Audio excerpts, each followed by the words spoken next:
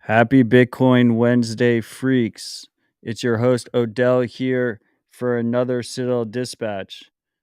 Today is June 21st. The block height is, I'm waiting for the thing to scroll. The block height is 795346. Our last pod was about 3,000 blocks ago. Our last dispatch was 3,000 blocks ago, about 20 days ago. I missed you, freaks. We've been building a lot over here in Nashville, and I don't like to waste people's time. So unless we have something interesting to talk about, I don't really like doing dispatch. And yeah, there was a lot of focus other places, but I'm glad to be back. There was a new freak that asked me, he was looking for the dispatch schedule. He's finally getting into dispatch, and he said, Odell, where's the schedule? And I said, there is no schedule. When I feel like it, we go live. So hopefully he's watching, because I did not tell him when we were going to go live. But anyway, with all that said, happy Bitcoin Wednesday. This is Citadel Dispatch, the show focused on actionable Bitcoin and freedom tech discussion. As always, Dispatch has no ads or sponsors.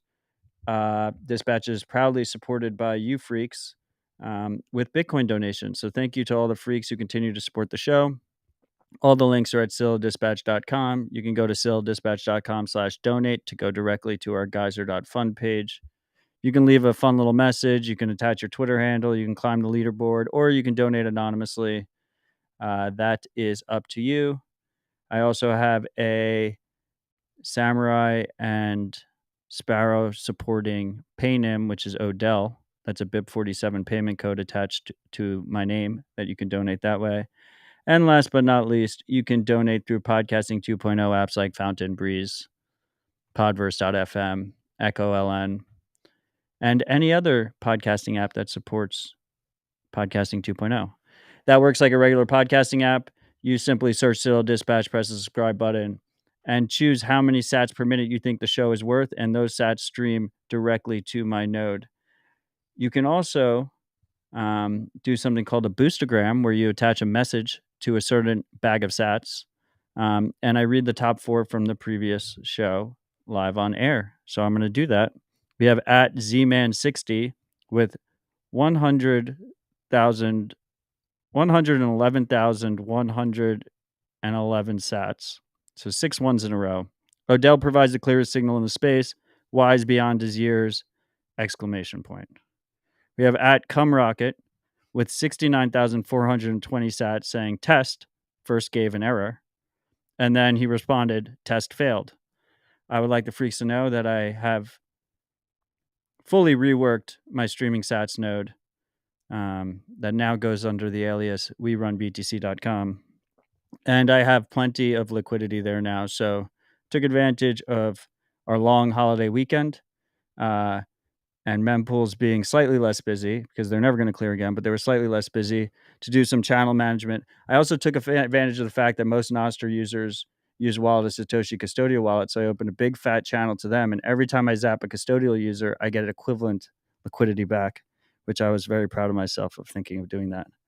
And then we have Cumrocket again saying, with 69,420 sats, saying, nice, first time booster, beyond grateful for all the amazing information and knowledge available through your show. Stay up, G, stay humble, stack sats, cheers. And then we have at Doom Demazium with 50,021 sats saying, thank you for your time, Odell. Everyone should follow the Eric99 advice below. And then we have Eric99 with 50,000 sats saying, stay humble, stack sats. Great advice, Eric. And great advice, Doom Demazium. Anyway, freaks, those are our top boostergrams. Thank you for supporting the show. I know it's a recession. I know it's a bear market. You can support the show by sharing it with your friends and family, subscribing on your favorite platform as well.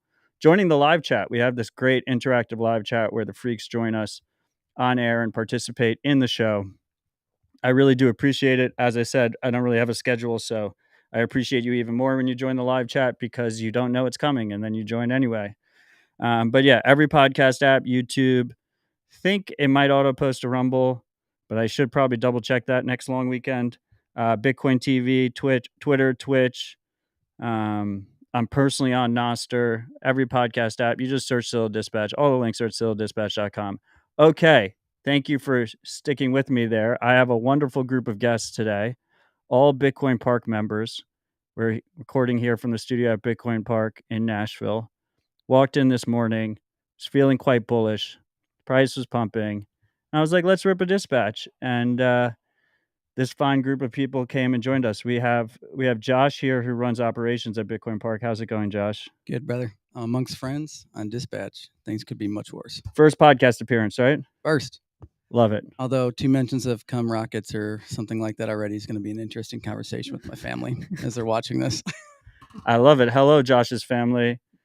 We appreciate Josh. He without him, the park would not be possible. So thank you for helping make him possible so he can help make the park possible.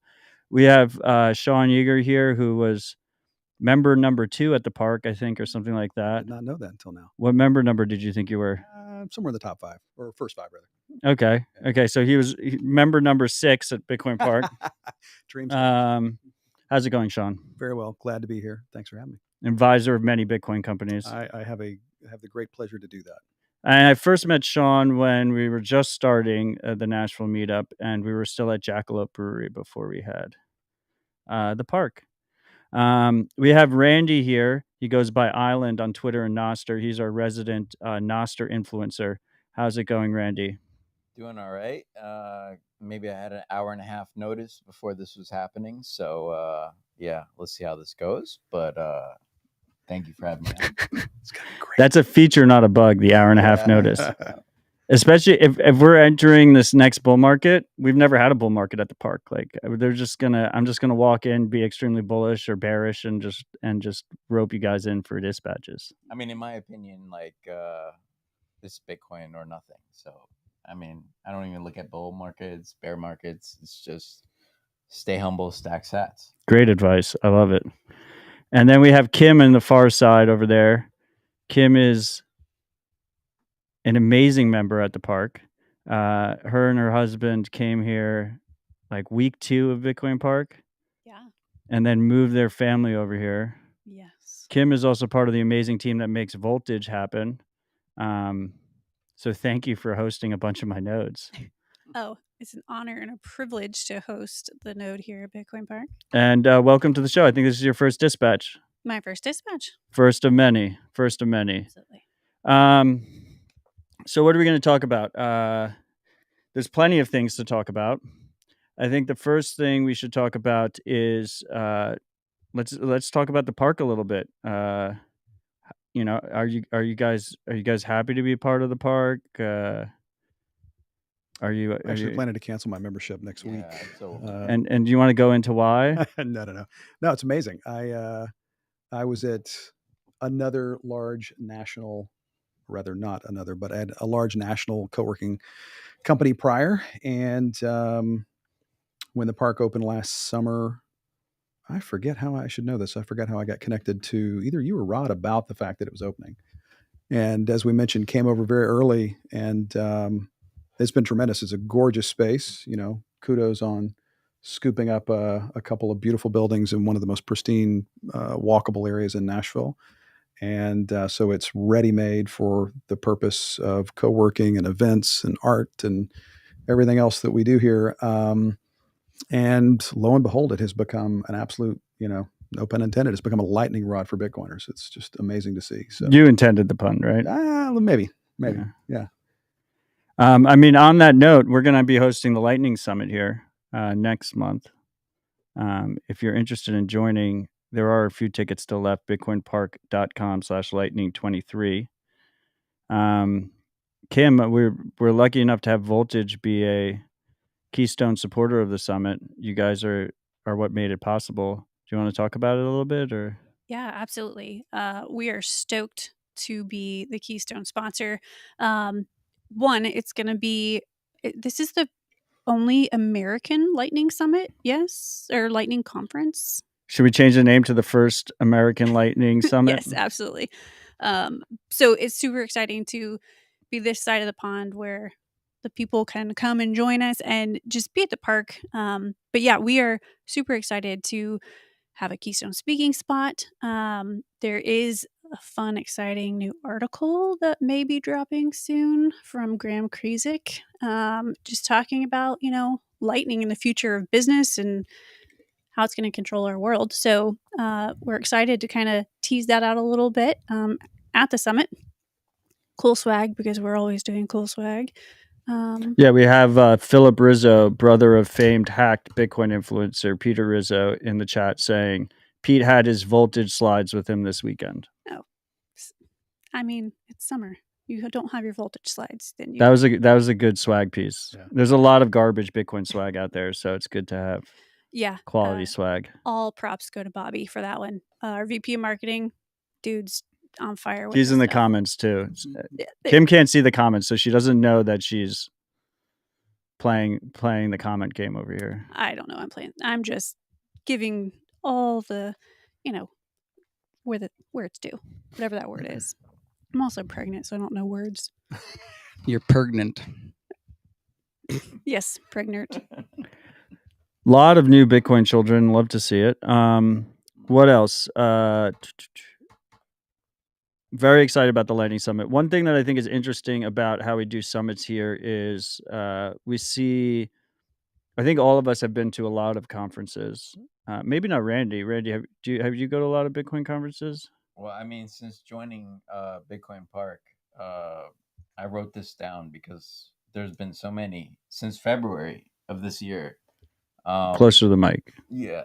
So let's just say joined the park in February, went to Nostr, had a hell of a time. Thank you, Mads, for giving me an invite. I didn't have a ticket. April, went to Mexico. Thanks to Amanda and Jimmy down there. May was the Bitcoin conference. Thank you, CK. I appreciate what you did. Then Prague, Rockstar.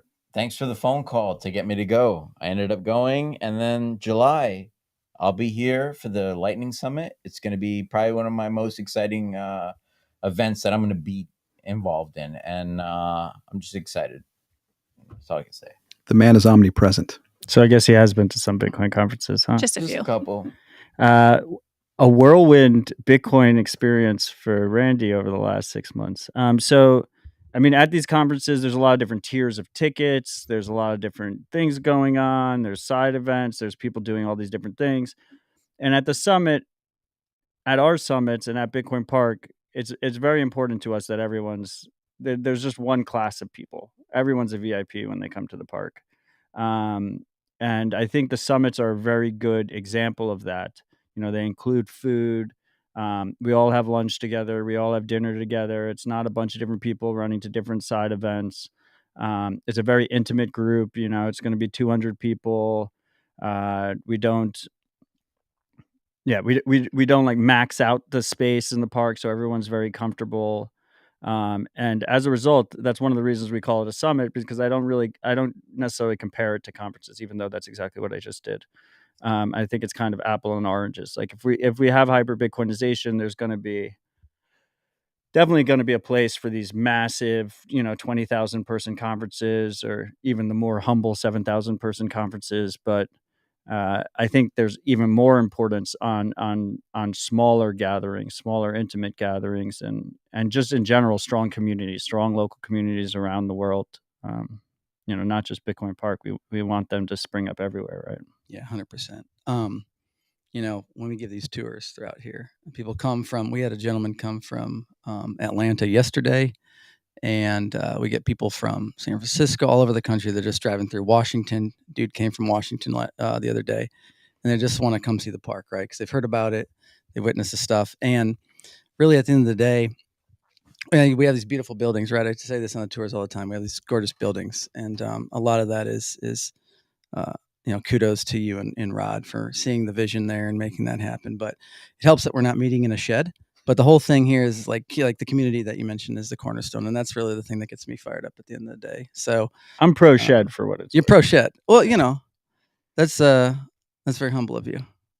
The shed is fine. Sell your building, stack more sats. Yes, Yeah, exactly. I one concern I do have is that I want community organizers. I was just talking to the guys in Tampa Bay, Bay Area Bitcoiners, and they said they were inspired by the park and they want to start something similar back home. And they said, like, well, what is like one piece of advice? And I said, it's very expensive.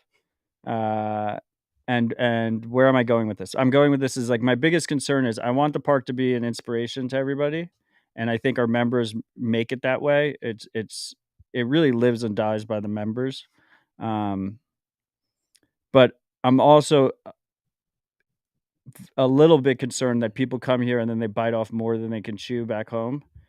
Like, a warehouse works. You can, get a nice warehouse space or something, as long as it's a dedicated space that you control. I think is the key aspect there. Don't budget in like 30% more expensive than you think it's going to be ahead of time For doorknobs. for doorknob. Yeah, I got ragged on Twitter the other day because we finally, after 6 months, replaced our studio doorknob, and then they called me short Bitcoin. And I was like, you should just see how expensive Bitcoin Park has been. I mean, the doorknob is fucking negligible. And we got it for a fourth of the price. That was a great door install. It's functional. Also, people were It's saying aesthetic. it's like More not than really functional. secure. Like, that's not a security door. That's just to hold so you can open and close the door. So Yeah, you don't they've get locked in never, the the studio. people who think you're short, they've never tried opening that door with a screwdriver or a piece of metal just stuck in there. Like, it's a cement door. It's a recording studio. Yeah, I was a fireman 15 years, and you pretty much need a Halligan bar to break into that thing without any kind of like leverage. So it's glad to have it fixed, and we did it economically. So we were responsible with the thing, and yeah. I mean, so Very Josh, handy. like, you're fireman for 15 years. You and Kim came to the park. I think it was like week 2 or something. It was very early on. At least in my story, it's week 2, and also he's member number 2. But It was last July. I like the number 2. Yeah, last July. It's been about a year that Yeah. the park has been open. So maybe it was like month 1. Anyway, you guys came to the park, you were blown away, and you moved here. And then you started running day-to-day operations. What has that experience been like for you? Like, Yeah, I mean, honestly, this role, I got to thank Rod first, of course, because Rod took a flyer on me, and I won't ever forget that. And just like you say, when we moved here, you won't forget that. So just a lot of gratitude flowing around here. But yeah, just kind of came out here. I want to say thanks to like Weird Robot, who actually probably tuning in here, who was part of a catalyst to that whole event. He had said, "Hey, who wants to go check out Bitcoin Park? There's this new thing. Let's go check it out." And Kim and I were like, "Let's go jump on this." And came out. People were in the VIP coding around and doing all the things I don't know how to do. I'm like, I don't know how to do any of this stuff. Can I take that cooler downstairs, or can I take that trash out, or whatever? And I think just being around and available, I think that got Rod's attention, and got a call a couple weeks later and said, "Hey, why don't you come check out the Vibe and come to a 2-week working period?" You were on board right away as well, so you were very championing of me. well, you changed your on. Twitter handle to something that I really enjoyed. Yeah, well, we were in the cafe and I had like a JC15976, whatever, just a rando thing that it assigns you. That's the problem. Yeah. And Odell's like, "This is a terrible Twitter handle." So then I changed it to Odell approved. Great Twitter Without his consent, but he's cool about it, and I make sure to not make too many unsavory posts from that account Anymore. as a reflection of Odell. But dude, I but actually, I co-host with Marty Bent. You can make as many posts as you want. I actually don't even use that anymore. Yeah, I now just you use have the your Bitcoin Park. professional Josh Bitcoin Park. Super handle. original. Yeah. Awesome. Okay, well, enough with that. Bitcoin Park. Come visit us. Consider moving to Nashville. You can visit first. Come join the Lightning Summit. Depending on when you listen to this, it might be sold out. But that's bitcoinpark.com/lightning23. And yeah, ultimately, we would love to have you move to Nashville. And then as this bull market rages on, I can walk into Bitcoin Park and drag you into a show, which would be a pleasure. But let's talk about, I'm curious on your guys' opinions on this whole ordeal with with BlackRock, and I mean, I think that's what the freaks want to hear. Bitcoin was pumping before we went live. I believe it's over $30,000, which is all-time high for the year. Do we still remember 30K? Is this new for us? How do we feel about the BlackRock ETF news? Is the bear market over? Does it really matter? Randy, start us off. All right. Well, I'm pretty much a full degen when it comes to Bitcoin. So 99.98% in. I started getting calls this morning on my way to Bitcoin Park about the price. And it's funny. As soon as it starts pumping, everybody's interested. As soon as it starts going down, everybody's not interested. So it's like, there's some people that just kind of like ride the wave, and they're just kind of want to get involved when things are happening. But like, I've been in Bitcoin for about 10 years now, since about April 2013. So it took me 4 years to realize what Bitcoin is. It's not something that someone just picks up right away. Obviously, everyone that has a brain is concerned, and they're like, well, this could be weird. This could be a scam. It took me 4 years, and I'd say the Kaiser report is what put me over the edge in 2013. RT with Max and Stacy. Yes, Stacy. They're very eccentric. It was amazing. Understatement of the century. Yeah, that's definitely understatement. But I was a gold bug at the time, and it just kind of like put me in perspective. Like, all right, am I going to carry around a bag of gold?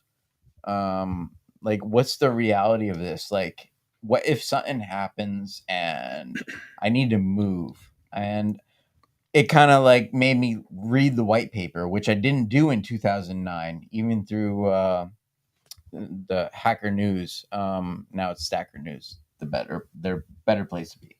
But yeah, I kind of humbled myself and realized, like, yeah, I was an idiot for ignoring this. There was like 10 people who read the white paper in 2009, just FYI. Yeah, and I'm probably one of those people, and I thought it was going to be a big honeypot, and I'm an idiot for that. But hey, I think we all have our stories about how like we just kind of like ignored it at first, and then you pay attention, and then you're like, okay, like this is it. So okay, I rolled an IRA into GBTC. Put my hand fully on the stove. Should have said my hand is currently stuck to that stove. You're still on the stove for the foreseeable future. So for me personally, it's an absolute no. Although, wow, you're just like burning the hands. Just still smell the. I could smell it over here. Yeah. So should have stayed humble. I should have 100%. And so it's a no for me. I think. So now you just hold it in the bag. You don't know what to do. So when the BlackRock ETF comes out, I'll just because it's going to get approved. Yeah, no, it's. Can you just flip it? You're going to take the loss, right? You have to. Probably. So yeah, expensive lesson. And I mean, I think Barry rugged you, man. Yeah, thanks, Barry. Appreciate that, buddy. Although I don't know, David Bailey and crew are working on, doing what they're doing. Pure hopium. I mean, but got to hold on to a little bit. I think Barry's institutional, right? We'll see what happens. I am no expert, but the regulatory environment is such that a lot of institutions can't touch Bitcoin, and so I will say BlackRock can go fuck themselves, but it will be kind of funny if they get the ETF while Barry's sitting there with just like lawsuits on his hands. Like that would just be hilarious. Bittersweet symphony. Yeah. Before we continue with the BlackRock news, we have legendary Nostr builder Pablo 7Z in the comments, and he's asking why did we put Nostr November, Nostrville, so close to Nostrasia. We do have Randy here, who is helping us organize Nostrville, since, like I said, he is one of the leading Nostr influencers. He really hates me calling him an influencer, so I'm just roasting him on air. But you are one. first off, when we originally announced Nosterville, obviously there's a nice alliteration of Nostr November and ends. Nostrika had just been announced, and we wanted to space it out. First of all, with Nostrika, we don't want to like step all over Nostrika. And then second of all, I believe I'm extremely bullish on Nostr, and I thought it was a nice signaling mechanism to announce a summit for a very new protocol almost a year ahead of time, because I just thought it was a nice flex. I thought it was a cool flex. And then Nostrasia was announced after that. But I think, look, let 1,000 flowers bloom in terms of Nostr events. And I do not think there's that much overlap in people that are traveling to Tokyo versus people that want to come to our humble Nashville event. I mean, Nashville's clearly the better choice. Not a competition, but you heard it from Sean first, member number 2. Randy, you want to talk about Nosterville at all? So yeah, Nosterville is going to be great for people who can't make it to Nostrasia. Nostrasia is going to be across the globe for people in the United States, and I think that people who can't afford the tickets to actually fly there, and for one hand, I just want to point out that I flew to Prague. It was very expensive. So yeah, going to Japan, it's a little bit closer than Tokyo. Yeah, exactly. So Japan's going to be pricey. So yeah, if you can't make it to there, make it to Nosterville. I will be here 100%. And what's the price of Nosterville? I think it's around 0. Yeah, That's about right. But in sats. Oh, well, in sats, it depends on. It's 0 sats. Yeah, it's about like 0. Yeah. So it is free. I respect the hell out of Dorsey for what he did with Costa Rica, right? It was Costa Rica. And Uvita was a memorable experience. If you could believe it, that was my first time going to any kind of Bitcoin / Nostr event in the past 10 years. Obviously, Nostr has. What a great first. Yeah. And I just give a shout out to Mads for allowing me to go because I didn't have a ticket and it was sold out. This is the second time you shout her out, by the way. Mads is technically not a member at Bitcoin Park, but she's part of the Bitcoin Park family. She's here all the time. She's helping us with both Nosterville and the Lightning Summit. Yep. She's just a wonderful person. Go Mads. Yep. And just point out a fact, like I did go to Magic City Bitcoin in Birmingham to go shout out Nostr, and her dad threw me on stage without notice, and I'm not a public speaker, so it's like a little weird of a situation, but like yeah, I wanted to go like just give her a shout out for giving me the trust of going to Nostrika. And what I did was I just manned the gate for a couple hours every day. And we had some weird stuff going on. If you want to hear more details about that, you can listen to go on Nostr and listen to what is it called? Nostr Nest.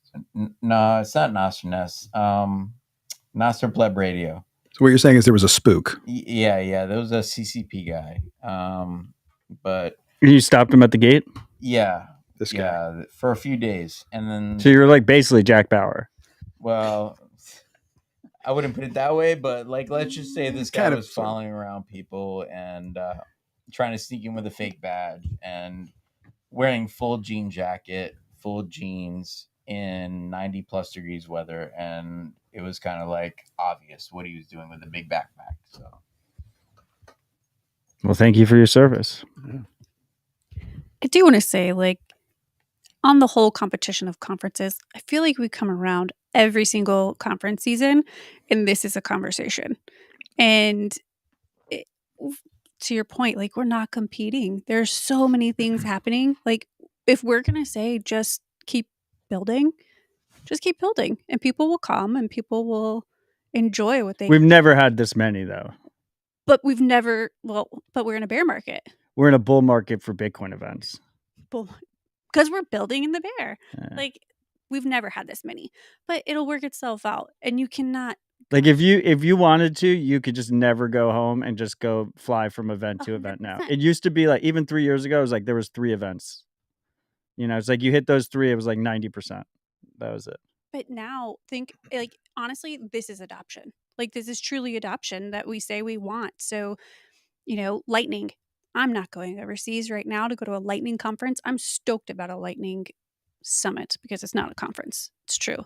But I'm stoked to be able to hopefully be here at the park with all of our lightning friends and like just focus on lightning because I can't do it anywhere else. Like when we had NIMS, the Nashville Energy and Mining Summit, it was a whole group of people that I don't normally get to interact That was with. awesome. Yeah. It was amazing. I don't get to sit in a whole group of mining people because I live in Lightning World. Even though I get to live in Lightning World, I don't get to go and sit down and like think about lightning with people. So, to your point, I'm not going to Asia. I'm not going to Costa Rica, unfortunately. I'm excited to be here for Nosterville because it'll be my first. Because also, don't tell people, but like I'm not set up well on Nostr like I should be. I I'm on tagged though. you. I was your 18th follower on Nostr. Thank you. Yeah, Thank I you. tagged you in the post. So Thank you. anyone who saw the post on Nostr knows you're not well set up on Nostr as well. Yeah, everybody knows. Yeah. But do you feel like, I mean, Sorry. to Kim's point, it's stratifying. I mean, we've got so much going on in Bitcoin that I can't imagine, an event that covers all of Bitcoin. I mean, Bitcoin Miami, fantastic. The Bitcoin conference is incredible. But, I was up till 3 a.m. all night, so maybe came away with 5% of what I could have done Yeah. or learned or the experiences I could have had. So it seems inevitable that we have to sort of specialize, stratify. Yeah, it's Bitcoin growing up. Yeah. And also like there's no like email conferences. So like as Bitcoin becomes the standard, I think a lot of this moves more to like specific niches and then also culture things, right? Which is you can kind of see that happening with the Miami conference, which is why they made the push into music and whatnot. Like more on the culture side, art. They have an amazing art gallery. That was incredible. Besides the ordinal stuff, which the freaks know I'm very outspoken against. I'm with you. Bitcoin Park, preeminent art gallery, Bitcoin art gallery of the world, right? Yes, yes. Is Yes. there's no second best? No second best. No. Once the word was out, people were like, That's pretty cool. Yeah. We have who's Asanoa sent us a Citadel 21. yeah, we're Hodl looking Knot. at it right Got a now over beautiful there. space Yes. cat right across. Yes. Yeah, Hodl Knot. I love that dude. Yeah. And the artist is fantastic. Got to meet him in Miami finally. That was Yeah, I met his mom in Miami too. yeah. Yes. Just a great family. Yeah. But he's been very generous to us here. And Yeah, no, we're very grateful put it on for you. display. Thank you, sir. Thank you, brother. But yeah, we have great art all throughout Bitcoin Park. I think that's really cool. This kind of burgeoning physical Bitcoin art scene. That really like our generation doesn't really care about physical art that much, except for Bitcoiners. It's kind of cool that it's happened. We have Madex's art right outside the studio. I love No Good Nodes art. Yes, so good. So good. Bringing back a renaissance of sorts. Yeah. And it always cycles. There's always something new. Yeah, but I mean, Josh is also an art curator now. That was not in the job. By the title. time he retires from Bitcoin Park, his resume is just going to be loaded. Yeah. I have to tell you, it's been quite a joy working with the artists too, because they'll reach out to me and we'll coordinate and do all the things that need to be done to get the thing hung on the wall eventually. But it's neat because much like Sean here, we've connected a lot on music. Absolutely. That is a realm that we live in, but the actual print, paintings, things like that, I haven't had a massive appreciation for until I started working here. And so that's been really neat, just as like personal development thing. I mean, it's also a nice hack for us because we get to appreciate the art without buying it. 100%. And Yeah. they get the exposure, and it's wonderful for everybody. Because that's always the balancing act between Bitcoiners is like, do I hold the sats or do I? And of course, like art like Madex is like include sats with it as well. Every piece of art has an open dime attached, but that's always the balancing act. There is going to be a moment where I decide that I'm going to actually buy a bunch of Bitcoin art and put it up in the Citadel, but Don't know when that moment's going to be, and I haven't hit it yet. And meanwhile, we get to get a sense of what the best and brightest are. That's incredible proof of work. Yeah, no, it is really cool. The art's really cool. But now, now that our walls are filled, we're going to have to start making hard decisions on which art we put up and which art we don't. We haven't really hit that point until now. Kim, you're going to say something? Because I was going to put all the pressure on your husband. I was going to say, there are so many nooks and crannies. We haven't filled. I mean, what did they do before this? Did they have records in the bathroom? Because they were literally in the bathroom in 1910. The records are like the only thing they didn't leave us. Yeah, but there's spots for artwork. We didn't. None of these chairs were purchased. They all came with the place. Just FYI, we did pay for the doorknob. Just the doorknob. So for context, there's all these shelves all around the park, right? And they're even in the bathrooms. And this used to be the recording studio for Florida Georgia Line, which a lot of people are familiar with that band. Country pop band. Totally Terrible. country pop, yeah. Anti-George Strait stuff. But so like there's all these shelves, and they used to put their platinum records and awards and stuff on there, and we've repurposed it for art. So we have not put any art in the bathrooms yet, and I'm really torn to put any There's art some in the Bitcoin bathrooms. Those will be the last shelves Why, that get why filled. can't we put art in the bathrooms? I don't know, because people are, We got Put art in their bathroom. well, our art curator over here is like puffing his nose. What's the expression? I don't even know. It's a beautiful space. There's shelves. There's all sorts of stuff. I think art in the bathroom makes complete sense. Who doesn't want art in the bathroom? We have room for more sneakers. We have Yeah. way more room for sneakers. Yeah, we have artistic sneakers here too. Yeah, Lena. Yeah, shout out Lena. And And BTC Speedboat had donated some of his sneakers That that didn't didn't fit, fit yeah. him. So we're glad to take your sneakers that don't fit. Yeah. Anyway, if you're a Bitcoin artist, what is the call to action for Bitcoin artists, Josh? Do we have a type for him? Is it bitcoinpark.com/artists? Yes, I don't know if that is. Is that actually it? sounds good to me. It will be in the next 5 minutes. At BitKite, get on it. Rod, you listening? It might not work right now, but I'll make sure that it redirects after the show. Or you can just send it. Just search Bitcoin Park on Google Maps, and you'll have our address, and you can just send us art. Yeah. Are we gonna talk? Bianca, just to bring it up, like Bianca painted some amazing Satoshi Genesis block art, and she's in Argentina. And right now we do not have a Nostr marketplace that's official, but Nostr is a protocol, and anyone can make a marketplace from it. And what's amazing is, like, before there's a marketplace, I'm already purchasing art for Bitcoin Park on Nostr. So it's just a matter of, What did you zap to pay? it was 1 million sats, which is pretty rare because I only zap fives. But I did zap 1 million sats to her. Not two sets of 500K. Nope. It was official, 1 million sats, very rare. And she actually shipped it, and Ordinals. we received it. No ordinals involved, but I just want to shout her out because, like, it was all through direct messages on Nostr, which are kind of like in between right now because they're not fully encrypted. Just the messages are, but not who you contact. But based on reputation, that's how I decided to do this deal. And you bought us whiskey glasses too. Is that the whiskey glass you're drinking out of? You bought that on whiskey Nostr? Glasses on Nostr. I bought 4 of them. And I continue to want to buy things on Nostr. I've dealt through the eBay saga, the PayPal saga. I've been through this for a long time. And I specifically purchased Nostr.market to make sure that we are pointed in the right direction. But what's cool about Nostr is, How many domains do you own? I own maybe 6. It's an addiction. Be careful. It's not that bad. How many do you It's own? not that bad. Too many. But the point 2 is, shitcoins. like, it doesn't matter who owns any domain. Nostr is kinda a does. protocol. It's like TCP/IP. So anybody could build anything they want and put it on any domain, or people could put their npubs on specific items, and it doesn't matter that they're tied to a certain marketplace. It's just, if you have the reputation, you're not an asshole. You're a person that actually cares about the community, like you can actually go ahead and make a business out of it, and I think that's very powerful.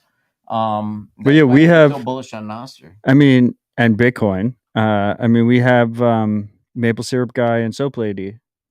Yeah. What Oh, are, oh, it's Sarah is the Soap Lady, and what is Maple Syrup Guy's name? Oh, man, I'm drawing a blank. I mean, look, Frida's I've the- always called them Maple Syrup Guy and Soap Lady, so like I remember their names. Frida, the bread Oh, lady. Frida, yeah, Yep. seed oil free cinnamon buns. So stupid. guy. But yeah, I love the whole Bitcoin circular economy stuff, and I think it overlaps with Nostr significantly now. It's going to be interesting. First of all, by the way, you continually prove to the freaks that you're a resident Nostr influencer, regardless of It's true. if you don't like the term.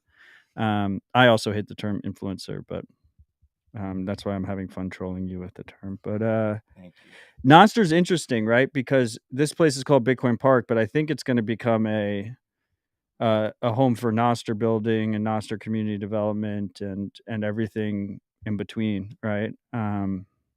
It really is a complementary freedom tech project to Bitcoin. And I think even for the Lightning Summit, we'll have Nostr. Well, at the very least, we'll have Nostr discussions. I don't know what's the best way to integrate it further. I mean, Voltage has some We've got Nostr a Nostr integration. toolkit. Mutiny. Free. Yeah, I use your Nostr. My Lightning address now on Nostr is my self custody. I do self custody Lightning address through Nostr through Voltage. Yeah. On Nostr. That's the thing, like with Mutiny and Voltage and just these companies, like we're not making them desperate. What is it? Odell at vlt.ge? Is that it? VLT.ge. Yes. Send me sats. Send sats. You can put a nice message attached to it. See? I mean, yeah, it's not hard to make the jump in conversation. We're building. It's beautiful. I will say, like, between OpenSats, one thing I realized after years of focusing on Bitcoin education is everyone thinks it's a tech project, which it is. Ultimately, it's open source code that you run on your computer, Bitcoin. But really, it's a movement of individuals, right? So I quickly realized, what did I want to focus my time on? I wanted to focus my time on things that supported that movement of individuals in different aspects, right? And I have the podcasts, which hopefully keep people informed and foster good discussion. We have OpenSats, which provides no strings attached open source grants. We have 1031, which provides funding to monetizable businesses. We have Bitcoin Park, which tries to support local community development and strong local communities.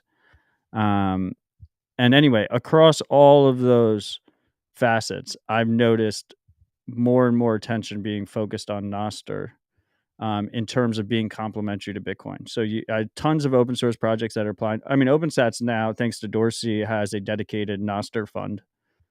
So obviously all those projects have Nostr relations, but even Bitcoin projects, it's like they're adding, Mutiny has, Nostr as a communication layer. And you're starting to see like all these different Bitcoin projects kind of, we have this interoperable communication protocol. Like that is extremely useful for an interoperable permissionless money system, right? And I wasn't around to watch Bitcoin in its infancy. It's really cool to watch Nostr in its infancy. I wanted you to say, like, I remember now, Plebchain Radio, Avi and QW and Marseille. I appreciate what they did. They even had me have an interview, and it was interesting because, like, I'm just a pleb. I'm a Nostr pleb, and Influencer. they wanted to hear about me. No, I don't want to hear that word. But yeah, no, they wanted to have an interview, and I spent an hour on there. I had a huge bottle of Maker's Mark in one of the co-spaces up in a Bitcoin Park, and in this building, right? 100%. And it was like, why do you want to talk to me?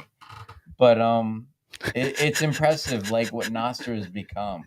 I'm so enthusiastic about it. I don't know if anybody that's listening has been around when Bitcoin first started, but Satoshi's listening right now. Satoshi, I hope you are listening. But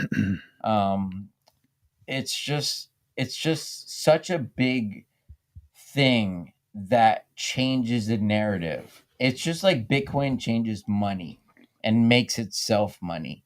And Nostr changes communication where it becomes communication. It's such a big change that I went full send on it. And I just saw a post today.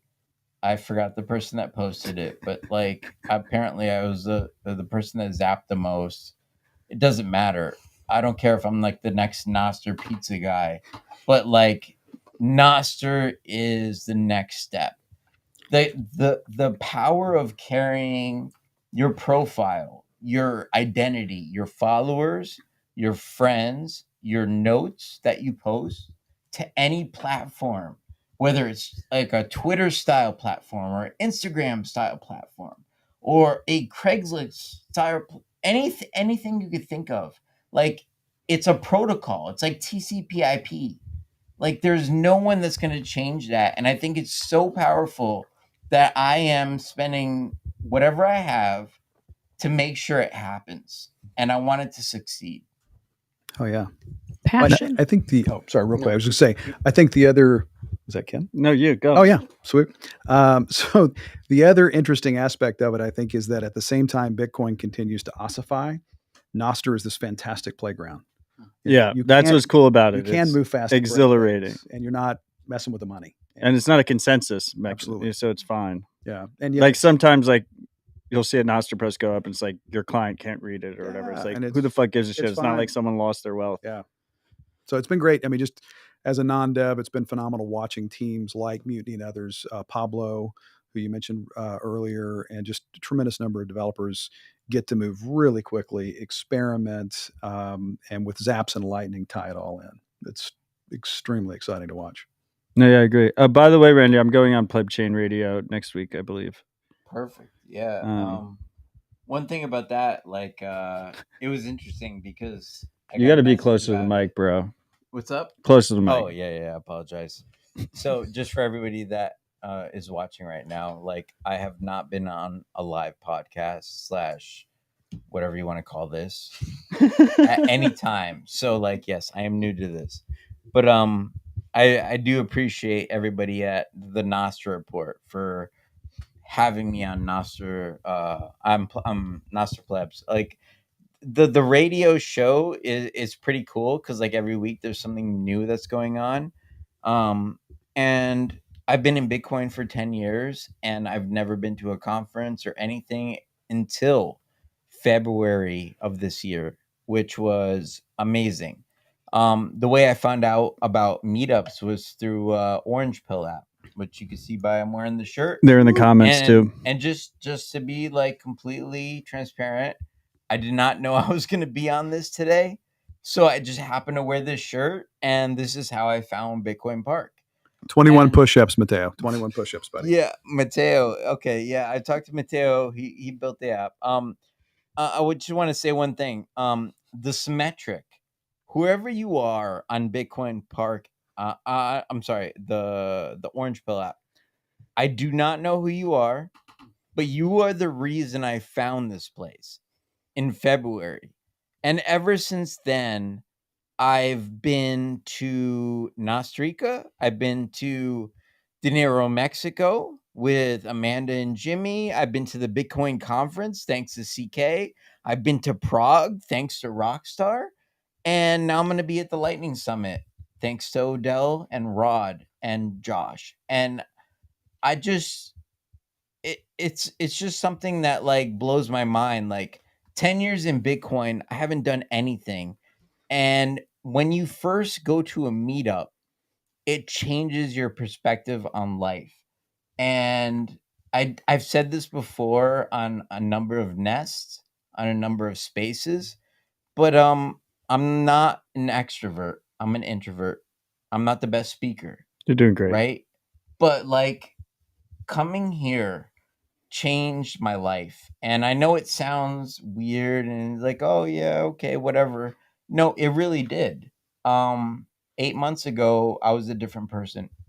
And being part of a community and people that understand what's going on in the world really makes a difference. And if you are not available to come to Nashville, okay, go to something local on meetup.com. I know it's a shit app, shit website, but BitcoinPark.com/meetup. exactly. If you can't find something, start something. You will be surprised. Maybe one person will show up. And then after that, maybe another person will show up.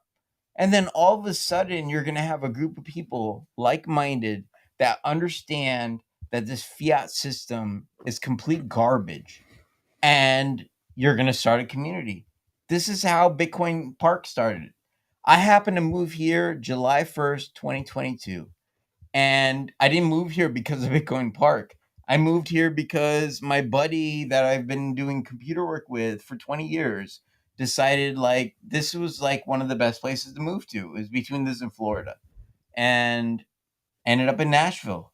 And then 7 months in, working remotely for a crap fiat job, I figured, hey, let me try to like look out for a community to do something with. I don't play softball anymore, broke my ankle, shin, etc. How did that happen?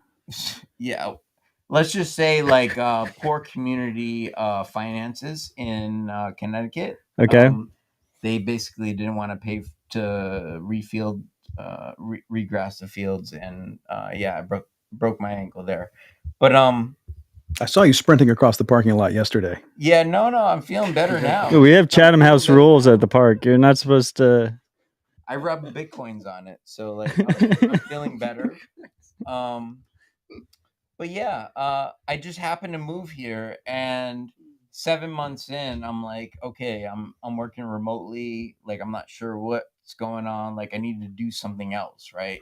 I didn't want to play softball anymore. I didn't want to do any sports activities, and I'm like, all right, maybe Bitcoin. Like, let me just look it up. And what happened was, I got on the Orange Pill app. Mateo, thank you for that. I know it's been classified as a dating app. It's not really a dating app, but you can use it as that. But I got on that app, and the Symmetric had Bitcoin Park in his profile. I have no idea who this guy is. I have yet to meet him, and I've been on the park since February. And I Googled it, and then I found the Meetup app, and then I joined the next meetup. And what happened was, I was extremely humbled when I showed up here. I thought it was going to be a baseball field with beers. And there's two Yeah, the buildings. name leaves something to be desired, I think. 2 buildings, 2 stories, full of workspaces. And I'm just like, what is going on? I walk in the back. I have no idea. Like, it just blows my mind. The first person I really have a conversation with is Rockstar. And I thought he was Rod. We talked for 10 minutes. And then I'm like, it's great to meet you, Rod. And then he goes, no. Rod's the handsome one. And Rodstar. It's not Rodstar. yeah. Then I ended up talking with Rod, and he's like, wait a week. Odell's away. You have to talk to Odell first. And during that week, I had no idea who you were. Like, I gave up on Bitcoin in terms of like following what's going on in the news during the halving. Oh no, I'm sorry, not the halving. The hard fork where it was Right. big The blocks, block size small war. blocks. Yes. Roger Ver and all that nonsense. Yeah. So I kind of gave up on that. I was like, I'm gonna hodl. I'm not paying attention. And when Rod said like, okay, wait a week, Odell will be back, I was like, okay, cool. I had no idea who you were. I had no idea. And I watched a couple of videos and, rabbit hole recap. And what it did was, like, I realized, like, we are on the same mindset: privacy, security, self-sovereignty. Like, it was like, this is going to be a piece of cake because, like, we're already on the same page. And 2 more points real quick. One thing Rod told me, BitKite, if anybody doesn't know who he is on Twitter, but he told me that Craig Wright was a member, and I was like gasping, like, And it was a joke, but like that's a great test, right? To see if you're like legit. I mean, I was just like, what in the world for 5 seconds? And then he was like, no, I'm just playing around. And then the second test was when Odell asked me, why do you have crypto in your Twitter profile? And I was like, well, it's because I use Monero to mix my Bitcoin. And that's before I messed with Whirlpool and whatnot, which was a legit, concern. And yeah, so I switched that right away. So yeah. We do real due diligence here at the Yes, park. 100%. And I respect the hell out of it. So thank you for having me. I will say I was most impressed that you had the Island Twitter handle. Well, yeah. I'm an old ass.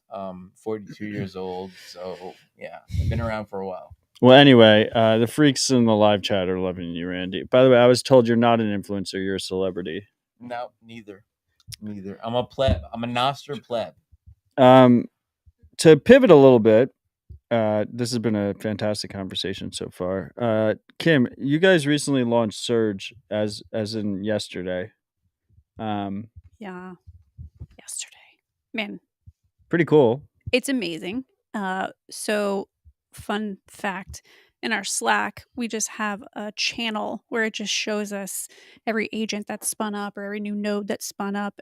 And like just watching that yesterday, we were humbled just at how many people were so excited to jump on, try Surge, and just, I don't know, interact with Voltage. So how does that work? First of all, Surge is this cool portal where you can basically see all the health statistics and everything you need to know about your node all in one nice place, which pretty crazy. We're 4 years into Lightning and there's not much that does that. There's homebrewed remedies. Well, yeah, and there's like Thunder Hub and there's Lightning Terminal, which I think came out relatively recently, which you guys also support, both of them. But Surge is very clean. And I haven't done it, but it's kind of cool that I think I can link multiple nodes and kind of have them all in the same spot. Yeah, you have your drop down. Yeah. But while I have you on air, do I get charged while it's open? How does the pricing mechanism work on Surge? Oh, come on. I mean, it's open right now, so do I have to rush and close it while That's a great question. So there's this great guy on our Discord or on Twitter, whatever, beef or bacon. He's going to be here for the Lightning Summit. He's going to be here for the Lightning Summit. I know that it is driven by data usage, but I don't know. You don't know how I get charged for it? Yeah, I just said data usage, but I don't. What does that mean? Exactly. The website is unclear. Oh, okay. Well, we have marketing to do better then. Okay. All right. /pricing. Thank you for giving us live feedback. We will update. To be clear, I'm using it. I just don't know how much I'm being charged for it. To be clear, I work there. I should know exactly how you're getting charged. Okay, fair Thanks enough. for calling me out. I'm glad I asked the hard questions here at Dispatch. It really should not cost you an arm and a leg. I assume it'll especially be for reasonable. nodes. Yeah, I mean, and I know where you live, so. Yeah, it's true. Well, okay. If it goes above $50, it should never go above $50. It should be way lower than that, right? It should be way lower than that. We wanted to do it so that anybody can use this, right? We don't want you to have to be an enterprise company with VC money trying to like pay your bills. We want developers using it, right? Like we want you testing out what, your new project is doing. So making it affordable for the masses. $10 a month should be about what you end up spending. $15 a month. Well, you guys made the switch maybe a couple months, maybe 6 months ago or something. You made the switch from like flat monthly pricing to essentially usage-based pricing. On our nodes. Just across all the products, right? Yeah, so on our nodes. Flow, if you're using Flow. Yeah. Right, and Surge now. Yeah, Surge. And BTC Pay Server. And BTC. Does that count as a node? Not really. It's an instance. No, it's its own instance, yeah. Well, anyway, I like the usage-based pricing. It's clean and simple. I just add node credit with Bitcoin. Yeah, no KYC. Yeah. Super, super intuitive. Good. And user-friendly. Great. Yeah. Awesome. But and the freaks know, like, I'm in a love-hate relationship with nodes. Specifically Lightning nodes. Well, because Lightning nodes are hard. Yeah, because whenever you can play, like, there's such a mental burden with running Lightning nodes. And, we'll just use the podcast, for example. most of the shows that, by the way, freaks, thank you for constantly getting Dispatch on the top of the podcasting 2.0 charts. But most of the shows that Dispatch is up there with, they use custodial wallets. So sometimes I will release an episode like the freak in the Boostergrams, and people will stream me sats, and I just don't get them because my node's offline. And I've been running nodes since 2019. I'm running 6 nodes right now across all the different entities and whatnot. Like I manage the Bitcoin Park node. Like I'm not, I encourage people to run their own nodes. I tell people, it's more accessible than you think it is. You should, but it's a fucking mental burden compared to on chain where you'll never have a payment failure, right? You have to manage liquidity. You have to do all this other stuff. So I'm particularly grateful of the steps Voltage has taken to make it easier and easier to use and run your own Lightning node. And I mean, we were talking about Nostr earlier. What is it? It's like 70% or something like that of Nostr users are using custodial wallets. Yep. And if we want to get past that hump, right, we need to make it easier for them to run and manage their own Lightning node and manage their liquidity and whatnot. And that's the ethos of Voltage too. Like we're not going to compromise on self-custody. We're not going to compromise. If we can't build it, we'll just keep working harder. Like if we can't deliver it to the market and it can't be great, we're going to keep building it. We'll hold on to it until it is. There's so many beautiful platforms out there. One of them really comes to mind. It's custodied. And it's like, that's just not the ethos of so many things like Nostr. It's like, great. It plugs in really well. It plugs in XYZ, does X512 for you, but it defeats the purpose of being on Nostr. Right. Defeats the purpose of everything. That is my humble opinion. My humble opinion only. But yeah, that's why when you can have a free tool like the Nostr toolkit at Voltage, get set up. You don't have to use our node. Yeah, it's not even for Voltage users only. Yeah, you don't have to use But it. you make it really easy for Voltage users. I just click the drop down and Absolutely. super simple. Yeah. So if you have the whole ecosystem set up, it's even that much more stupid simple. It is cool that you offer that for free. Also, big shout out, and you say this front and center on Surge, that you designed it in a way where you're not like looking at all my channel imbalances and stuff. Like you care about privacy, and it'd be really easy for you to monetize that data. So thank you for not doing that. And when you do it, if you do it, I will. We won't be doing I won't put that on you. If Voltage started doing it, I would be very critical. But I appreciate that you guys don't. We will not be monetizing your data. Thank you. It's not ours. Yeah, I mean, I really wanted to just talk about the BlackRock ETF, but it seems like you guys don't want to talk about the BlackRock ETF, so What we does don't it have to talk change? about it. We'll talk about it in a wrap. What does it change? Great What does it question. change? Yeah. I'm pretty sure this marks the end of the bear market. Hopefully everyone was staying humble and stacking sats, because I mean, what was the first thing I said when I walked into the park this morning? Don't have enough Bitcoin. Yeah. I mean, I say that a lot of times when I walk into the park. It's like my good morning greeting in physical person. But I think this is, first of all, obviously BlackRock can go fuck themselves. They're a large evil corporation and they indirectly control all the blue checks. But they're the largest fund manager in the world. They're the granddaddy of ESG. And even if it doesn't get approved, which I think it will get approved, because I don't think they would, because our system is corrupt, so you can always bet for corruption. So I think it will get approved. But even if it doesn't get approved, the fact that they are attempting to is a signaling mechanism to a bunch of other big money on the sidelines that has just been waiting and now wants to front run BlackRock getting approved. So I think it marks a paradigm shift in Bitcoin's adoption, right? Like this is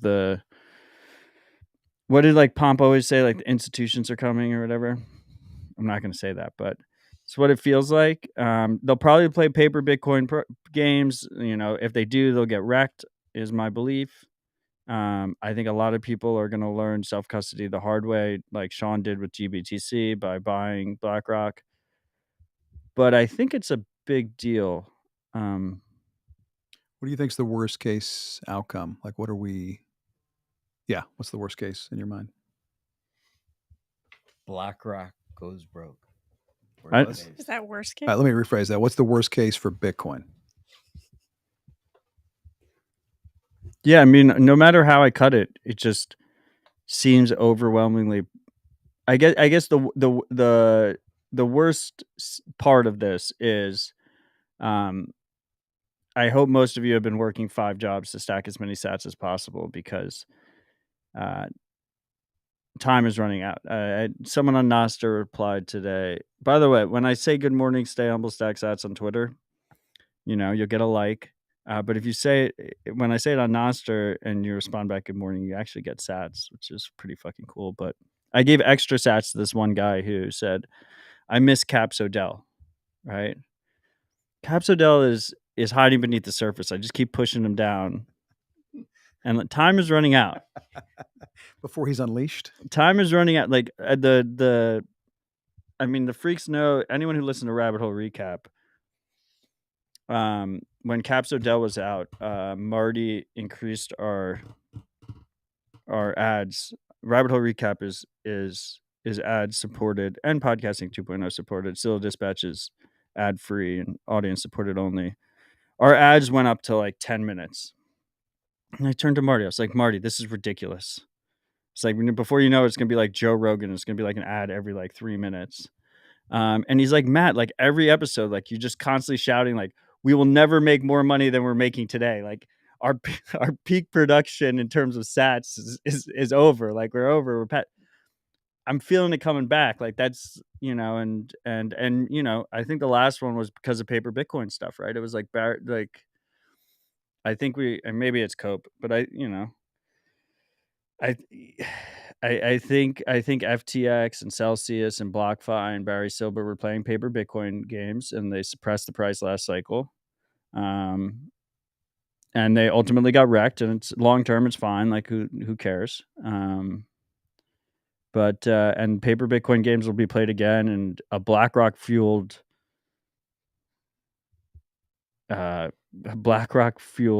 carnage will be, trillions of dollars of wealth will be wiped out around the world.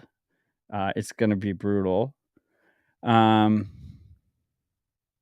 yeah, no matter how I cut it, I mean, besides the price running, like the amount of work that it takes to accumulate 1,000 sats or whatever metric you want to do there. Besides that aspect, I don't think BlackRock is a fork risk. I welcome them to try and do an ESG proof of stake fork of Bitcoin. Like I think people learn the wrong thing. Some people learn the wrong things from block size war. Anyone can fork, including BlackRock. Having more Bitcoin doesn't give you more influence on the network. That's the whole value prop. Nobody can stop BlackRock from doing it. They were always going to do it eventually. It was just a matter of time. BlackRock can't stop us from using Bitcoin. So yeah, I'm not concerned about any of that. Obviously, retail is going to get fucking wrecked. I'll probably sit out this next cycle instead of, I probably won't. I'll probably be really loud about trying to warn people about the concerns of buying BlackRock ETF instead of self-custodying Bitcoin, but most will not listen and they will wait till their hand is burning on the stove like you, Sean. But then they will learn. Yep. That's the beauty. Like the path to hyper Bitcoinization is probably just billions of people getting rugged over and over again until they learn self-custody. But yeah, I can't really. What negatives do you think? Have you thought of any negatives? I mean, I think it's the things you laid out. It's just prolonging the perception that you can take an easier path, that you can get exposure. That phrase. But that will always happen. You think? Yeah. Is that perpetual, or does it decouple at some point? Maybe like in a century or something. Like after all the rugs happen. Yeah, 100 years of rugs. That's 100 years of rugs. Going to be your Odell calls for 100 years of rugs. 100 years of rugs by Matt Odell. You heard it here first. Kim, you were going to say something. Do you think of any negatives of BlackRock ETF? I mean, there's always perceived negatives of everything, but I mean, I think I was thinking more along your point. Anybody can fork. They can do what they want. Yeah. It doesn't it changes nothing for the core protocol. It changes nothing for how we choose to use it. I mean, more price manipulation, maybe suppression. I mean, not even if they want to suppress the scarcest asset that humanity has ever seen, good fucking luck. Like that is, yeah. That's all I got. Like, that's why I say BlackRock ETFs, all the things. It still doesn't change. I come back to we are communities. Like, that's where I live. To Randy's point of why we're all here and what we're doing, like, come back to communities, and these communities right here, like, will survive. And it will be because of Bitcoin and not because of BlackRock or anything they did to it. We've got our ranchers, we've got our breaders, kneaders, breaders, bakers, whatever they are. bakers. Bakers. Buns, right? We've got our cinnamon buns, we've got our cows, we've got our raw milk. Like, we'll survive. We'll be fine. So ultimately, blah, blah, blah. Yeah, they can eat sludge if they want. They can buy shit BlackRock. I mean, Josh, put the tinfoil hat on. Do you have any negatives about the BlackRock ETF stuff? Well, we were in the VIP earlier, and you put me to ease a little bit, like you just did now. But I'm always concerned about just the papering over the veneer of and stacking and layers of just junk that can eventually. But then there's rugs, and yeah, sure, negative price action. Of course, like Randy said, who gives a crap? We know what we're accumulating, this scarce asset, this scarce real estate over time, right? So I'm not concerned about that. But People will get wrecked. I agree that wrecked. people will get wrecked. Yeah. And they'll just rinse and repeat, and it'll be another company or something next time, and it's whatever. But the more people that get, once again, touch the stove, learn, self-custody their Bitcoin, then there's a win there. Those people aren't going back to the other side. And so we have more Bitcoin being locked up in self-custody, or, obviously, as we do here at Bitcoin Park, we're on Bitcoin standards. We're using it as Satoshi envisioned as a peer-to-peer cash system. So it is floating around. It's circular economy in a sense here. Yeah, we run BTC Pay server here on Voltage. Yeah. One of the dark outcomes that I don't have any line of sight to, but I hear people begin to chatter about is this a path towards CBDC? Or is this somehow going to accelerate, or, all kind of tinfoil hat stuff of BlackRock in collusion with various parties? And does this... Well, like as Bitcoin being the CBDC, or? Well, the paper Bitcoin. Is it enough to distract people from or make them comfortable with some synthetic that it becomes a backdoor into a CBDC? Well, I think that's two different things, right? Because a CBDC will be like will be like PayPal 2.0, right? It'll be actually something that people use and go and buy and spend with. And I mean, I think, however it looks, I mean, we're already kind of close to it with people. There's unfortunately some places in Nashville that are cashless, right? And you have to pay with credit card.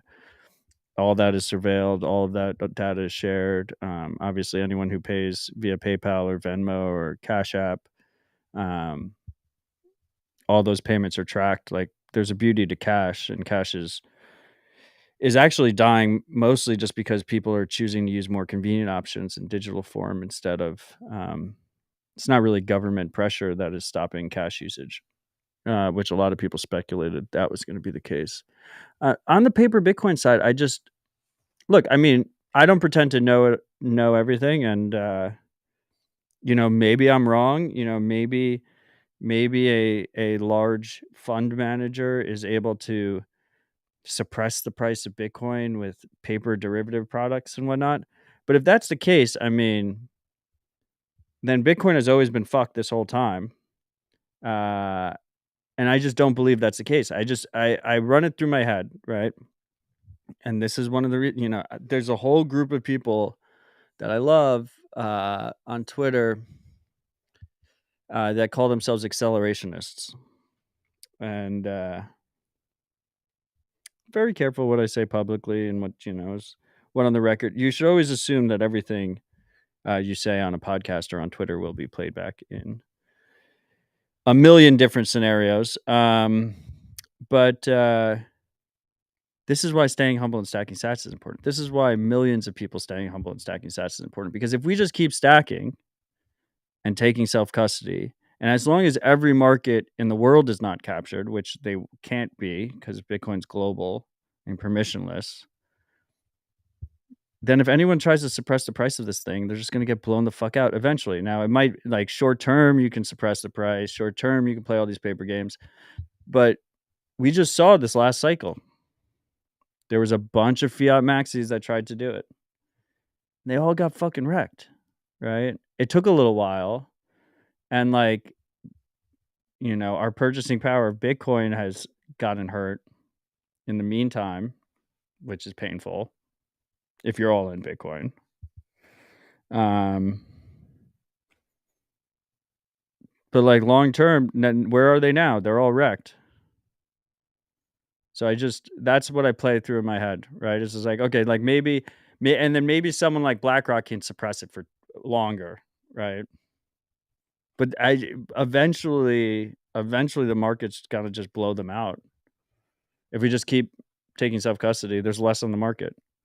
Who's selling Bitcoin? The most satisfying thing if BlackRock gets wrecked by Bitcoin, it would put Bitcoin on the map where everyone will pay attention. Like, that would be amazing. Yeah, I mean, if BlackRock plays, I really just hope, like, I hope they just play a tasteful amount of paper Bitcoin games. Like, I hope it's like 80% collateralized with actual Bitcoin, and they're not like fractional reserve to like 10% or something, like the banking system. So the bank's capital reserve requirement is like 0 or something like that. It's fucking ridiculous. I hope they play tasteful games, because if they get blown up and they only have 10% of the Bitcoin they said they got, that's global depression. Like, that is that would be a very painful situation. And I laugh nervously is when I laugh. I'm not laughing because it's funny. But that would be pretty bad. But ultimately it would rest on both the managers of the fund and also anyone who chose to invest in that product. And I think long term, like, Bitcoin would be fine, and we'd push forward. What I'd like to believe, and this is not my area of expertise, but that it doesn't affect utility in the sense that Lightning, as the primary example for payments and beyond, continues to progress, and builders continue to build. And I suppose there are ways in which liquidity could be manipulated through paper ETF. But What do you mean? Well, what I'm saying is that I don't know how that happens, but I'm just saying I think the utility side versus the treasury. Bitcoin as a reserve asset versus Bitcoin as a payment rail, Bitcoin as as the underlying asset for Lightning. Just all of that utility, all of that building, I think, continues to march on unimpeded, regardless of what BlackRock does. I think in a lot of ways, I mean, if you look at something like 1031 and the other Bitcoin focused venture funds in the space, like someone like BlackRock coming in unlocks a whole set of capital that comes into those funds. And then we're actually Bitcoiners, so like we invest them in companies that we actually want to support, that are actually building proper, robust infrastructure for Bitcoin. So in a lot of ways, that unlocks a whole new set of funding for Bitcoin businesses. I mean, they're not launching the BlackRock ETH fund or the Solana fund or the CryptoKitties fund or the Poopcoin fund, right? Like, they're launching the Bitcoin fund.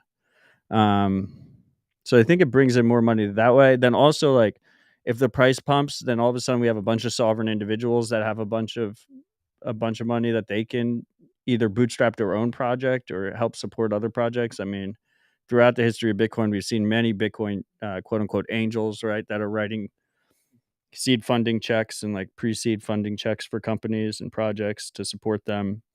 And then there's projects like that are run by like OGs like Electrum and stuff that are basically they're like set for life on their Bitcoin gains, so that they actually just they do it for the feel good, and they keep improving their project.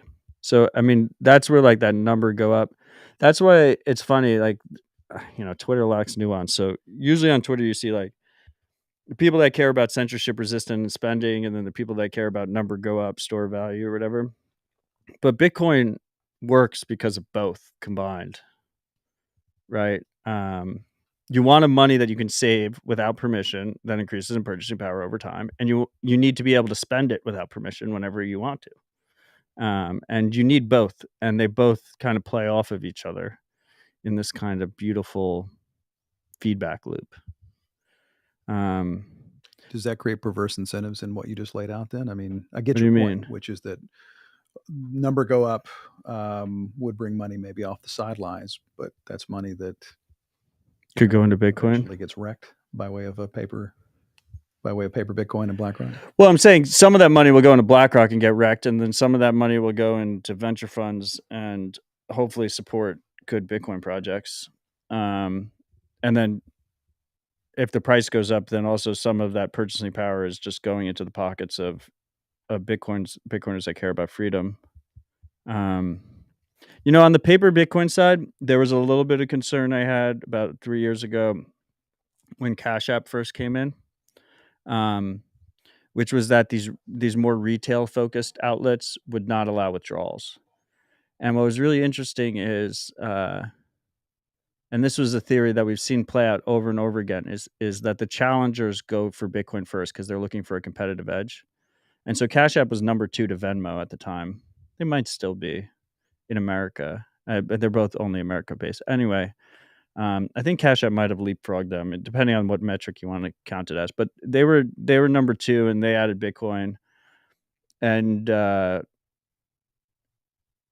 Bitcoiners they had there made sure that withdrawals were allowed. And there's different reasons you can be critical of Cash App. They have very stringent KYC. Their limits are very low, but they allowed withdrawals on this app that is top of the App Store in terms of finance apps that 80 million Americans have or whatever. And as a result, what happened was, because of competition and capitalism, Venmo added Bitcoin first, and then they were forced to add withdrawals because otherwise they were losing users to Cash App. Robinhood added Bitcoin, and they were forced to add withdrawals because they were competing with Cash App. And I'm on the record saying I think on both Venmo and Robinhood that they were never going to add withdrawals, and they both did because they were forced to. And why is that important? That is important because as much as KYC is an attack on Bitcoin, and it's not ideal that the majority of people are coming in through KYC, the lack of self-custody as an option would be even more an attack on Bitcoin. And you can't really it's harder to blow out the people that are playing with paper Bitcoin if millions of people aren't able to easily take self-custody. And I almost feel like we passed that point. There was like another timeline where the evil, corrupt people were a little bit more coordinated, and because it's harder to take something away from someone than to stop it from happening in the first place. Like, once withdrawals are allowed, it would be like you're literally cutting people off from their money. It'd be like stopping you from withdrawing from a bank, which they kind of are doing. But I don't know. As long as people are able to take self-custody, we have these peer-to-peer markets, we have circular economy and stuff. I think we blow out all these people. And then the main FUD line I've heard over and over again is this idea of this proof of stake fork. And I actually think it'd be the most bullish thing ever, because I think it will fail, and because Bitcoin's extremely hard to change by default. That is the value prop. That's what people don't realize. Everyone thinks shitcoins are a lot of the shitcoin promoters are like, Bitcoin moves too slowly, it doesn't get improved on, and that's a bug. That's the feature. That's what protects everybody, is that it's extremely the default is no change. But for most people, if you're not technical, you're kind of just taking someone at their word for it. You can't really verify that yourself, except for time and seeing things happen. And for a lot of us, we learned it during the block size war.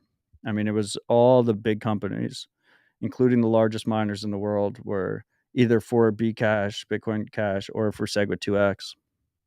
And they all failed. And I think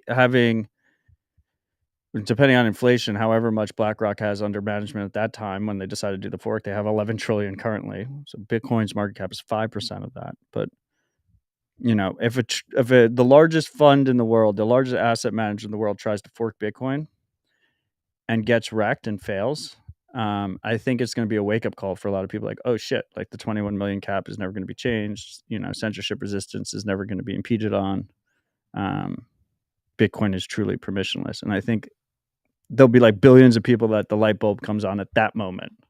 Some of them might even get wrecked in the fucking fork, right? Gradually, then suddenly. But that would be really bullish, ironically. And then anyone who's, basically, for those who don't understand how forks work, if you're holding self-custody, which is really important, because if you're with a custodian, they're going to choose which side of the fork you go to. If you're holding self-custody and a fork happens, first of all, if you're using your own node, your node will not recognize the fork, because the whole point of your node is it enforces the rules that you've agreed to. So if you do not update your own node, it will never recognize a fork.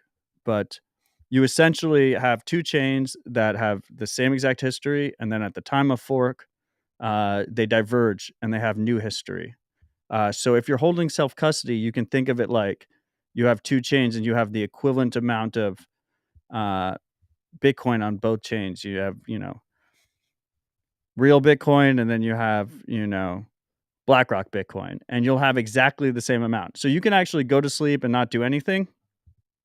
The fork fails and you still have the same amount of Bitcoin, or you can actively sell your fork Bitcoin for your real Bitcoin. And I mean, that could be an opportunity to get a lot of money from the BlackRocks of the world in terms of them betting on their fork and failing. So I mean, even the negative, like the things that people think are the big that's actually probably would be the single most bullish situation for Bitcoin to be in. Like, what pisses me off more is like Ripple paying the Greenpeace terrorists to do their change the code campaign. Like, Greenpeace can change the code. They should just fork us. They should just do the fork. And we tell them that every day when we walked up and down. Change the code. Hillsborough, Yeah. Hillsborough Village. Yeah, there's Greenpeace salespeople. Salespeople. Yeah. They're just fandy kids trying to make a buck. That's true. Changing the world one donation at a time. I think ultimately, like, these are all just peripheral conversations. And it brings me back to the education and why I am so bullish. Randy made the great case of getting into your local meetup, finding your Bitcoiners, like, and learning from each other, because every last one of us at the table has a totally different level of understanding of Bitcoin and our specialties and everything else in it. And self-custody is the core issue, like, of educating for yourself, and all this other stuff is just junk that keeps us like busy.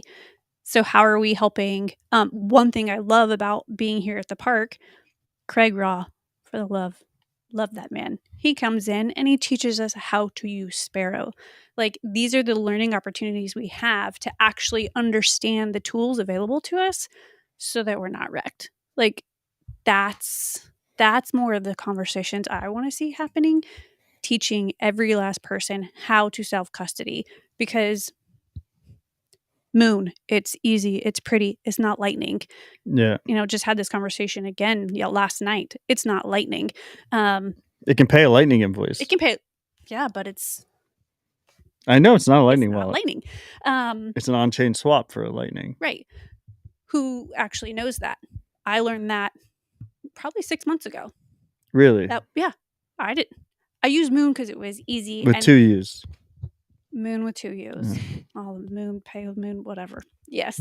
But it's like, I just learned that 6 months ago because I didn't look into the model. I didn't look into all the different things. I knew it was easy. I knew I could get people set up on it easy, whatever, and they could pay. And you don't have to even choose, right? Like Lightning or Bitcoin. You just scan the QR Right. code and it works. It works. But it doesn't work like half the time. I mean, it does. now. You just have to pay on-chain fees for every transaction. Sure. But and they can lose a bunch of money by getting attacked. absolutely. Yeah. But you still have self-custody. There's nuance here. What does working mean? Don't be an antagonist, right? My point. Education is the most important. Is Yes. the most important thing, because again, we use these solutions because they're easy. They're easy to onboard people, but that's where we get stuck. And so ultimately, when these things do happen, BlackRock does whatever they do. Are you going to be stuck in whatever happens there, or are you going to be just fine waiting it out on the other side? We don't do enough education as a larger community, as a Bitcoin community. Yeah, education. It always comes down to It's- education. yeah. Education. So what's the core issue versus all the peripheral issues? And to me, it's self-custody. But I mean, I think there's also there's an aspect here where people need to realize the need. Like you can have all the education in the world, but if people don't realize the need, then they're not going to take that extra step of friction to practice personal responsibility. And Sure. And you get wrecked once. Hopefully it's not everything, but usually you learn. And that happens in life outside of Bitcoin. Your mom tells you to put a helmet on, you fall off your bike, you crack your head open. Maybe I'll wear my helmet next time. Maybe. It's not cool. if you've already cracked your head open, it's probably too late at that point, right? I mean, you get stitches. It's medical field has come along, but don't trust them people either. That's a whole different. Well, it's hard. I mean, it's hard to convey. It's a bit of a different discussion, I suppose, but that's such an experiential thing. It's difficult to convey the peace that comes with cold storage, and the ability to just sit back and let what happens, be it BlackRock or whatever else. It's hard to get that across until you've experienced it. Yeah, and I mean, I think we're going to see that we're seeing that in the fiat system, right? It's not just, it wasn't just like FTX and Celsius and BlockFi and Barry Silbert that were playing Ponzi games, right? It's also, Silicon Valley Bank and Silvergate and Signature and First Republic, and I think the rugs will just continue until people figure out that there's a better option available and then figure out. I mean, here's the thing, right? It's like I fall on two sides of the spectrum. We need the tools to be as easy as possible. And they're getting better. They're getting easier to use. We were talking about Surge, like just released yesterday. The tools are getting easier. They need to continue getting easier and more convenient and have best practices as a default. But like at the same time, like when people say like Bitcoin self-custody is too difficult, it's like driving a car is really fucking difficult and people figure it out and don't die. Like a lot of people die, but a lot of people don't die, right? And it's because they need to get somewhere and they need to, move things around, including their family, and they figure out how to fucking drive, right? Like raising a child, being pregnant and growing a fucking human being takes a lot of personal responsibility. None of us would be at this table right now if someone else didn't do that, right? Like literally the world depends on this extremely difficult task that people fucking figured out. And it's because there was a very obvious need, right? And with money stuff, I think, at least in the Western world, at least in, the more developed world, we've been coddled. We've had a relatively, we've had bumpers on our bowling, right? For 60 years, 70 years, 80 years. And people feel coddled. But like you talk to someone in Argentina or you talk to someone in Iran or Russia or Venezuela, you don't have to explain why Bitcoin is needed. You just have to tell them, oh, there's this tool that you can use. And they're like, oh, that's great. Like, I need that. I'm going to figure out how to use it. And they figure out how to use it. So I think it's a mixture of both, right? Life is complicated. Bitcoin is one of the most simple aspects of my life. Everything else is super fucking complicated. Running this place is complicated. Bitcoin self-custody is easy. But I'm not trying to talk down to people. Like, I understand, like, it can be easier. And also, you don't realize the need yet. Yeah, I mean, to echo you, this whole thing needs to become intrinsic with each individual, and that's only through a process of discovery, and everybody's on that journey. Yeah, I just I can't get away from the process that I went down, and I know where I'm at now. So extending grace to others is really important. So yeah, but we just tell people this because we don't want people to get hurt. We have Ride or Die Freak Carlos in the comments saying driving a car is super dangerous. We all do it. Yeah. A lot of us do it. Some people don't. Yeah. Some people opt out of vehicles. That's their prerogative. Stacks sense. Don't drive stack sats. That's- Automobiles are a shitcoin. That's a true statement. I mean, yeah, they're definitely not an investment. A lot of people trick themselves into thinking they're an investment. They have utility value. Absolutely. Yeah. It's a new truck. It's that nice new truck. Not new to you, but nice truck you got. That's what I'm saying. It gets me from point A to point B. Hauls dead laurels away. Yeah, we had a bunch of Josh's. Like I said, Josh's resume is going to be very high. Not only is he an art curator and a barista, and he's also a horticulturist. Yeah, we had all these laurels. I don't know how many freaks know what did anyone know what laurels were before like 6 months ago? Nope. Because Rod like gave me like a really snotty, like everyone knows what laurels are. Because he has them in his front yard and they're dead. Yeah. Well, we had a freeze in December in Nashville, and our laurels died, which are bougie bushes, is like the way I would describe them. They're very expensive bushes. And they grow back, but you have to cut the dead part on top. So I brought my chainsaw, also not a great investment, but has very good utility value. It is a mighty fine chainsaw. And Josh sawed all the laurels and loaded them in members' trucks, including my truck, and we drove them away. At one point, we had 3 or 4 members / staff trucks loaded with dead laurel pieces. There you go. Laurel maximalism, or laurel, I don't know. But you can add that to your resume, Josh. Thank you. Yeah, that's the utility value. It is a low time preference endeavor. They will grow back in 2 to 3 years, 3 to 4 years. I think they're going to grow back quicker than that. I think everyone's too bearish on the laurels. Nashville's like a rainforest climate. We're like the rainforest in North America. We're lush. We have lots of water here. This is true. I think it grows back quicker. Between that and the doorknob, there's a lot off our plate on that one. So, yeah. These lingering things, thorns on our side. Dude, don't be so hard on yourself. You're crushing it. Guys, this has been an absolute pleasure. Thank you for joining me on Dispatch on short notice. Thank you to everyone who joined us in the chat. The chat is popping. Hey, Matt, one question for you. Hit us, Randy. Okay. You have Stay Humble, Stack Sats. But what about Stay Humble, Zap Stacks? Zap Sats? Zap Sats. I was working Suburban, brother. Suburban. I mean, I believe in spending Bitcoin. I think that people don't. I think people that don't understand why you would spend Bitcoin are bearish, because it means that they still are holding dollars. If you're all in on Bitcoin, you have to spend Bitcoin. Like, what else would you spend? It's your money.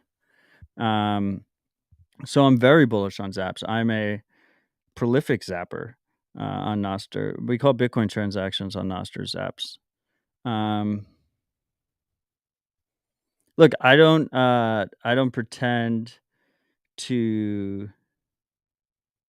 A lot of people told me to trademark the term Stay Humble Stack Sats. I refused.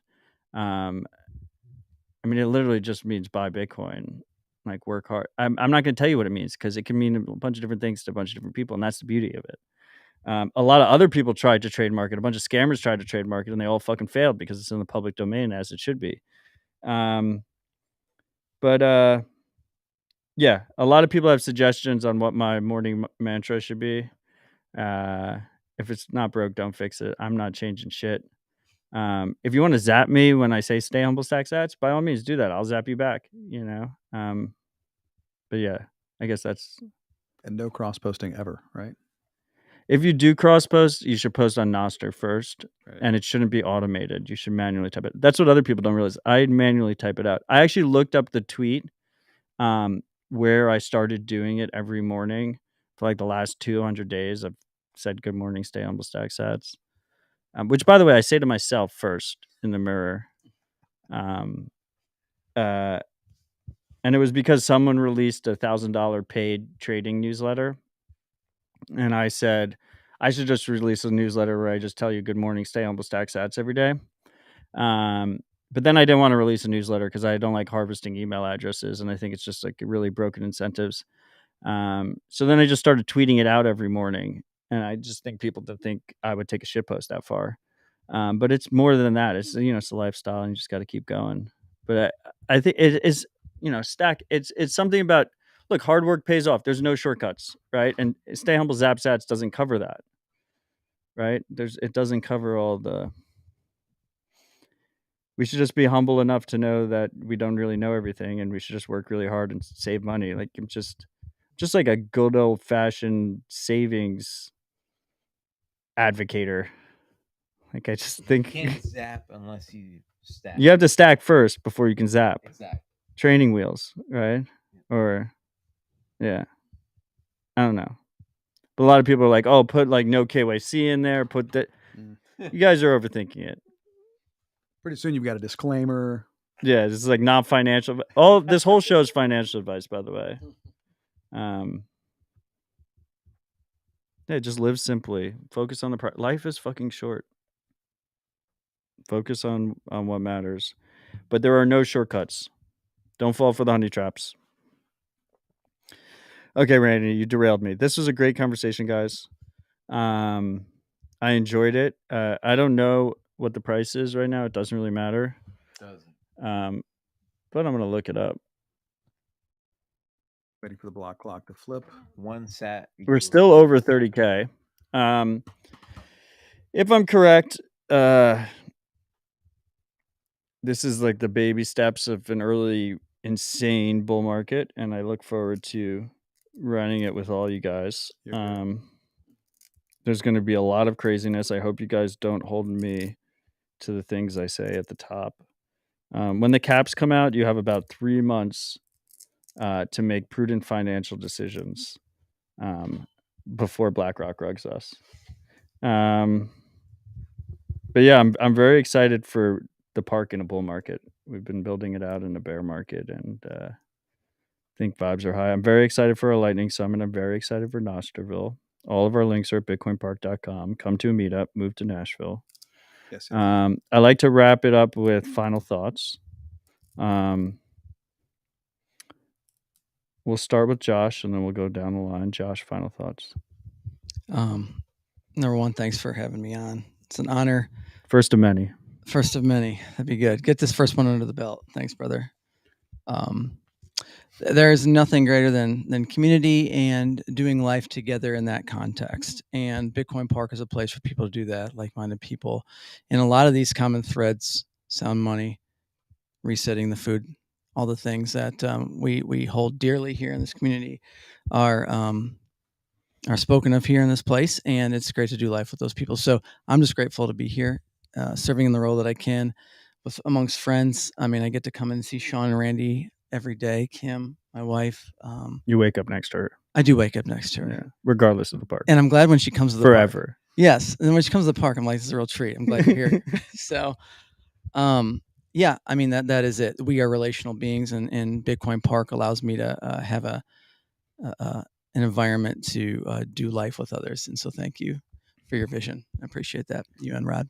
Appreciate you, brother. Yeah. Cheers. Sean, final thoughts. Yeah, hard to add a whole lot to that. I mean, I think as what Rod says, he's an in-person maximalist. Yeah, fuck Zoom. That's fuck Zoom. Yeah, I mean that's the theme. And just to echo what we've talked about today, find your tribe. And this to me is the most meaningful tribe that I have found in my more than a few years. And I'm bullish. Cheers to that. Thank you, Sean. Randy, final thoughts. Best thing I can tell anyone out there, if you haven't been to a Bitcoin meetup, do it. It will change the way you look at things. Obviously, I go by Island for over 20 years. It's not like that anymore. And it took a meetup to open me up and meet new people and make relationships that matter and that I could wake up in the morning and look forward to. So, yeah, stay humble, stack sats, and make some relationships. Like, even if there's not a meetup near you, you can create one. All you need to do is find a bar and have a drink and put a message up on meetup.com. Just do it. It will change your life. That's the best I can say. But thank you, Odell, for having me on. Cheers to that, Randy. Appreciate you. Kim, final thoughts. Well, there's not really much more to say. I saved the best for last. That's Absolutely. okay. You know, it's very kind. It still comes back to community, just like these guys have said. My handle will always be don't grow weary. And that's intentional. Don't grow weary in anything that you are setting out to do. Whether that is your spiritual life, whether that is relationships, whatever it may be.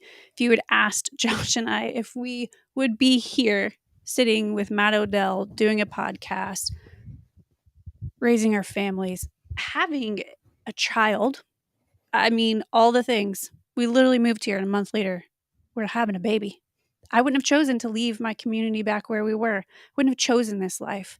But we listened to what we were supposed to do, and we got here and we chose the hard path and the path that's unknown. So, and whatever you choose, don't grow weary in it.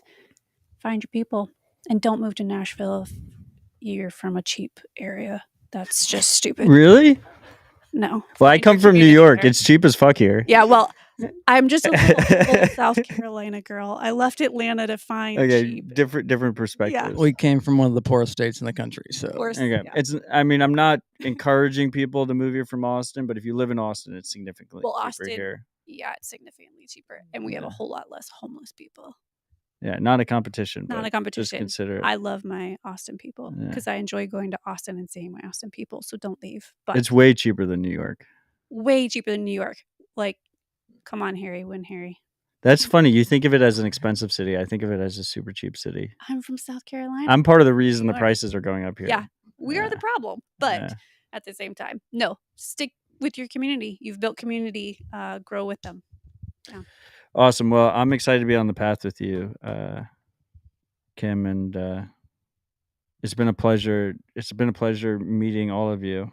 I think I met all of you here in Nashville. What a journey. What a journey. Strong community. Vibes are high. 4 people, all first dispatch. We're going to have many more dispatches with this crew. Different groups, not all the same together at the same time, probably. Maybe. Who knows? We'll find out. I don't know when my next dispatch is going to be. Consider coming to the Lightning Summit. If you don't come for the Lightning Summit, that's July 13th and July 14th.